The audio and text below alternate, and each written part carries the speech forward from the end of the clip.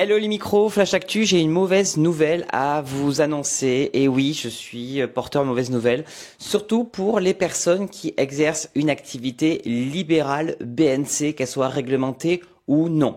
Donc si tu exerces une activité commerciale principale ou une activité de prestation de service BIC, tu n'es pas concerné par cette vidéo.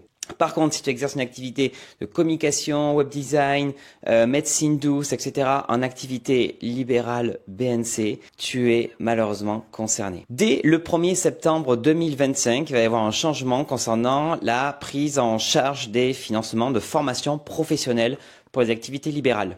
Alors quand même que je rappelle un petit peu la base, c'est-à-dire que quand tu fais tes déclarations de chiffre d'affaires, tu payes certes tes cotisations sociales, donc un pourcentage qui est de l'ordre de 24%.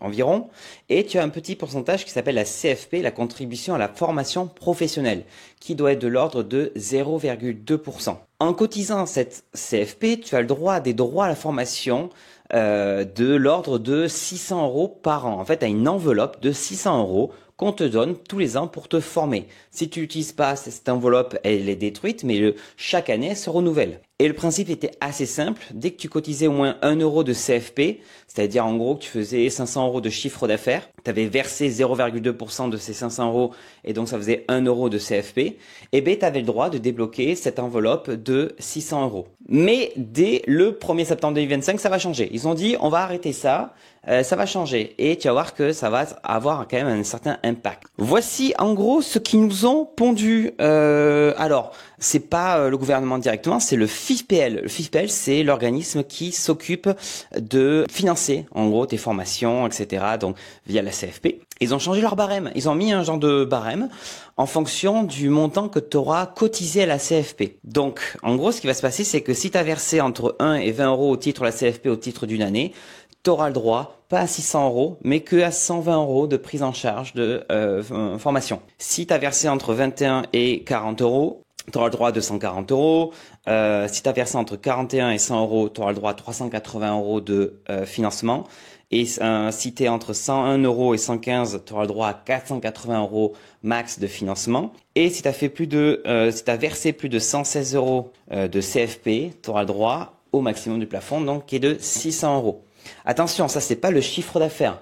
Ça, c'est ce que tu as versé au titre de la CFP. Donc, pour savoir, tu prends ton chiffre d'affaires, tu multiplies par 0,2%, tu vas avoir un genre de montant. Et donc, du coup, tu vas pouvoir voir combien tu auras versé de CFP au titre d'une année. Bon, maintenant, on va voir l'impact que ça va avoir cette réforme, enfin ce changement.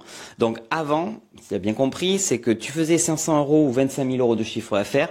Peu importe, tu avais les 600 € de financement via le FIFPL. À partir du 1er septembre 2025, ça va changer. C'est-à-dire que toutes les formations qui vont être prises en charge à partir du 1er septembre, et bien qu'est-ce qui va se passer? C'est-à-dire que si tu faisais 500 € de chiffre d'affaires, ben tu passes de 600 € à 120 € de financement maximum.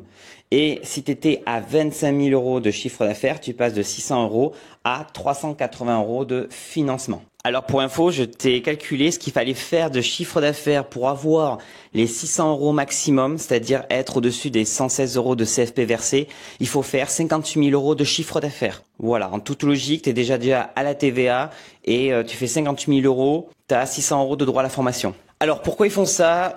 Franchement, j'en sais rien. J'arrive pas à trouver vraiment une explication pure et logique à part de vouloir récupérer des sous ou moins payer. J'en sais rien. J'ai pas d'explication. Donc si le FIPL vous passez par là, ça serait bien d'expliquer peut-être en commentaire aux gens qu'on puisse comprendre pourquoi. Maintenant, si tu sais pas si tu es concerné ou pas, moi ce que je t'invite à faire, c'est que tu vas aller sur ton espace auto-entrepreneur.ursaf.fr. Tu vas aller dans la rubrique attestation et tu vas demander une attestation de contribution à la formation professionnelle. Donc tu vas voir à quel organisme tu as cotisé et surtout le montant que tu as versé au titre de la CFP. Si tu veux avoir plus d'informations sur le sujet, je t'invite à regarder l'article de blog que j'ai fait à ce sujet. Je réponds aussi aux questions qui reviennent le plus souvent. Merci de m'avoir suivi. Je te dis à très bientôt pour une nouvelle actu sur les micro-entreprises. Salut, ciao!